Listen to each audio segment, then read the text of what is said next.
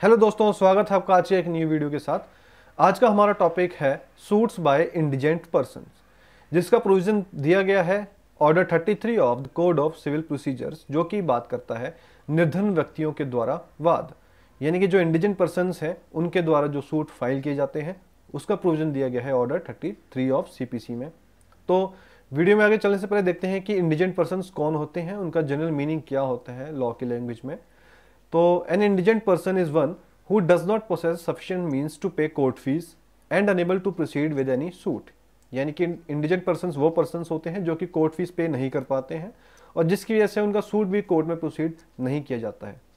If the application is admitted and accepted by the court, the suit will be treated as any other normal suit and the court may also provide the applicant a lawyer to represent on his behalf,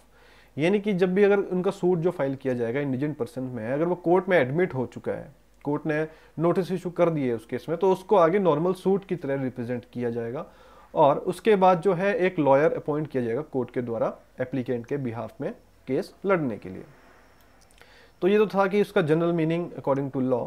अब जैसे कि हम सब जानते हैं कि civil case कोई भी फाइल करने के लिए हमें प्लेंटिफ्स को कोर्ट में कोर्ट फीस देनी होती है, जो कि बताया गया है कोर्ट फीस एक्ट 1870 के अंडर।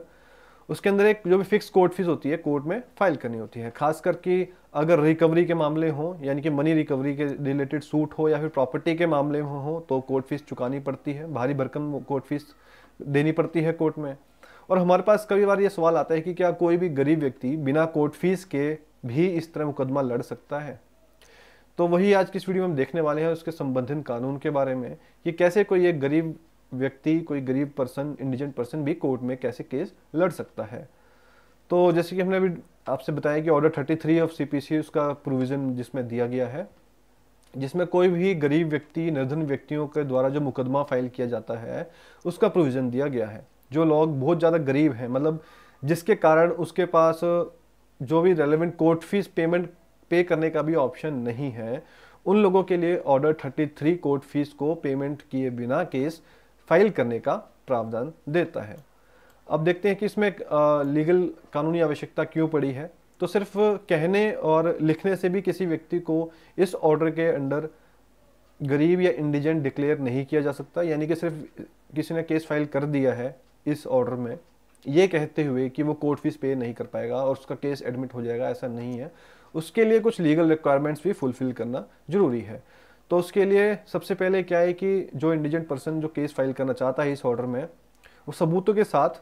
कोर्ट को ये सेटिस्फाई करेगा कि इस ऑर्डर के अंदर वो सूट क्यों फाइल कर रहा है और क्या उसको ऐसी जरूरत पड़ गई है। यानी जो भी इंडिजेंट पर्सन है उसको कुछ डॉक्यूमेंटेशन ये सब उसको सेटिस्फाई करना पड़ेगा कोर्ट को कि क्या वाकई कोर्ट फीस का भुगतान करने में वो कैपेबल नहीं है, इनेबल नहीं है। और इसके साथ इसके लिए जो इंडिजेंट पर्सन होगा, निर्धन व्यक्ति को, उसकी जो प्रॉपर्टी या फिर इनकम सोर्सेस हैं उसके डॉक्यूमेंट्स भी कोर्ट में फाइल करने होते हैं, उसको ये दिखाने के लिए कि उसके पास क्या प्रॉपर्टी है, उसकी इनकम सोर्स क्या है, जिसकी वजह से वो इंडिजेंट है और उसको इस ऑर्डर के अंदर फाइल के लिए परमिट किया जाए।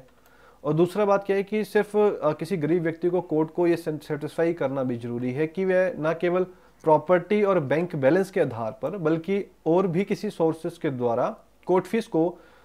पे करने के लिए अमाउंट जो है इकट्ठा नहीं कर पाता है।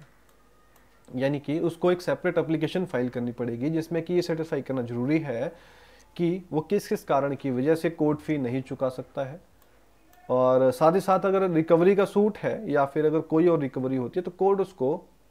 आफ्टर डिक्री, यानी कि डिक्री पास होने के बाद भी कोर्ट फी पे करने के लिए डायरेक्ट कर सकता है। तो इसमें पर्सनल सजेशन सबको ये है कि अगर कोई भी आपको कोर्ट फीस देने के लिए आपके पास पैसा नहीं है तो इसके बारे में जो जरूरी पहले आप अपनी सलाह ले लें किसी से भी, क्योंकि कई बार ऐसा होता है क्या है कि कोर्ट हम इसमें ऑर्डर में सूट फाइल करते हैं तो कई बार सेटिस्फाई नहीं कर पाते हैं कोर्ट को, तो उल्टा एक्शन आपके अगेंस्ट भी बन सकता है झूठा केस फाइल करने का। तो ऐसा जरूरी है कि कभी भी अगर आपको अंडर ऑर्डर 33 में इंडिजेंट पर्सन के अंदर केस फाइल करना है तो उसके लिए आप किसी वकील से संपर्क करें जो कि गरीबों के या प्रो बोनो केसेस लड़ता होगा, क्योंकि उससे क्या है कि या फिर आप उसके साथ साथ लीगल एड की भी हेल्प ले सकते हैं, जैसे कि हम देखते हैं कि DLS से या फिर NLAS से, नेशनल लीगल सर्विस अथॉरिटी, या फिर दिल्ली लीगल सर्विस अथॉरिटी की हेल्प भी ले सकते हैं कोई भी केस प्रोसीड करने से पहले, क्योंकि इसमें जो जो रिक्वायरमेंट्स होगी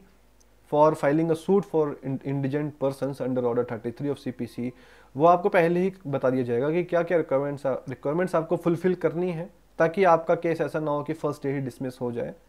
और आपके पास जो रेमेडी थी वो रेमेडी भी खत्म हो जाए। तो इसीलिए आप एक अच्छे से पहले लॉयर से कांटेक्ट करें, एडवोकेट से, उसके बाद ही अपना सूट को कोर्ट में रिप्रेजेंट करवाएं। और आपके पास अगर फीस भी पे करने का ऑप्शन नहीं है तो उसमें आप डिस्ट्रिक्ट कोर्ट से आपके लीगल अथॉरिटी सर्विसेज की हेल्प ले सकते हैं, जिसमें कि आपको डिस्ट्रिक्ट लीगल सर्विस अथॉरिटी जो होगी आपको फ्री लीगल एड दी जाएगी। उसमें एक एडवोकेट अपॉइंट किया जाएगा आपके बिहाफ में, जो कि आपको फ्री लीगल एडवाइस देगा और आपके जो भी केसेस के रिगार्डिंग इन्फॉर्मेशन है वो आपको टाइम टू टाइम देगा। तो ये था दोस्तों आज का वीडियो, जो सिंपली ऑर्डर 33 क्या कहता है हमने वो देखा अपनी लैंग्वेज में, ताकि आपको इजीली अंडरस्टैंडेबल हो सके। और इसी तरह की वीडियोस को आगे देखने के लिए चैनल को सब्सक्राइब कीजिए, नहीं किया है तो जल्दी मिलते हैं आपको एक न्यू ब्लॉग के साथ।